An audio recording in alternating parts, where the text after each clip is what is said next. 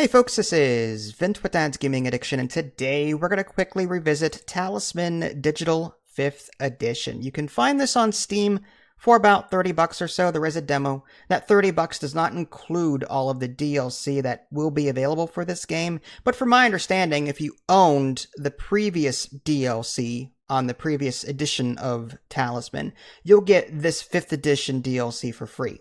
But any new stuff you'll still have to pay for. And I did verify that. I saw that I had access to a lot of the DLC content, extra characters that I had in my previous Talisman edition. So I'm glad that that carried over successfully, because I don't want to spend another $100+ on all of this DLC stuff. But I do like all the different characters. Like each one has its own special ability. Really cool. Now, the purpose of this video is to kind of revisit after 8 months to see what has changed, because my preview build from 8 months ago was a bit buggy and I had some criticisms with it.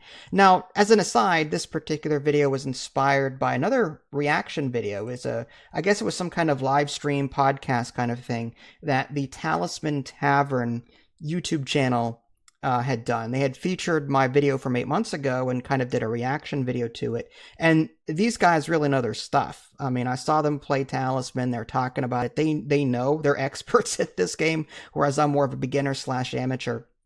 That's the problem with being a variety content creator. I can't become an expert on any one thing, but these guys, they know their stuff. So go check out the Talisman Tavern YouTube channel. I'll put a link in the below description for you.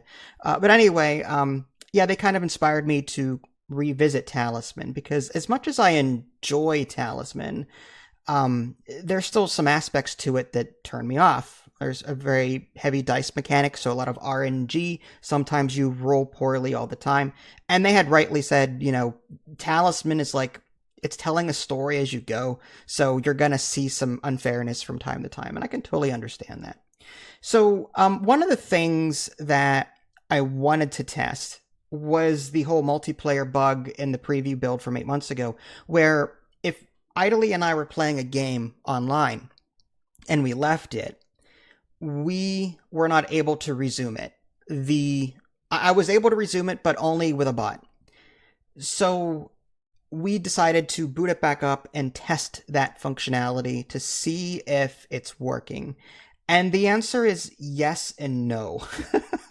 So, real quick though, she didn't have access to any of the DLC content, but I could still start an ending through one of my DLCs. So, like, she couldn't pick one of the DLC characters, but she could play along with a new story/ending that I had access to, which was kind of cool. So there is some DLC crossover if the other person doesn't have those DLCs.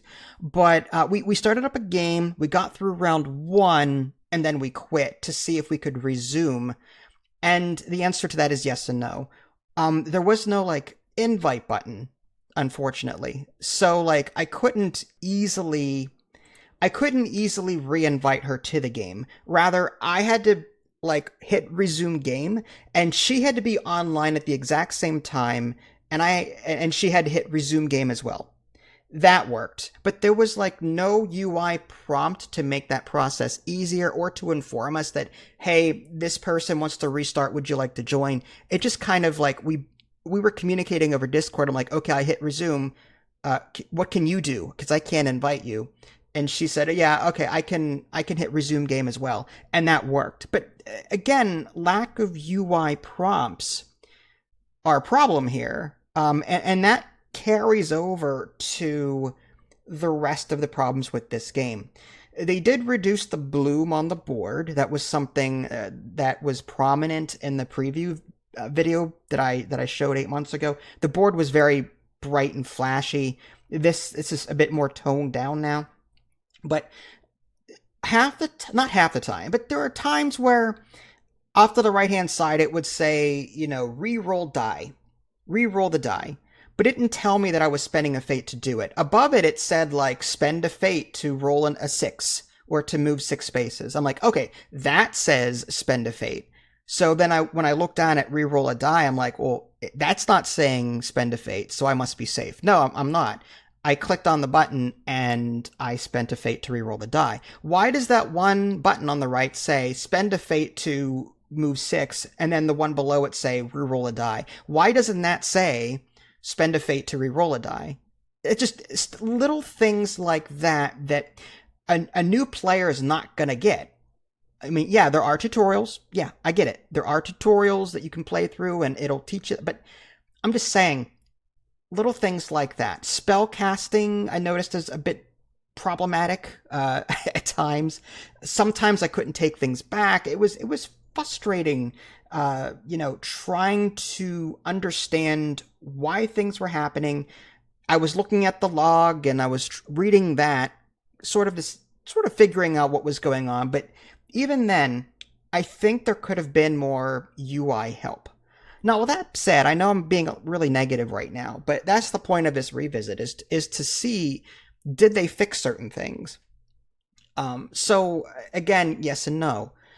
Now, the good thing about Talisman is,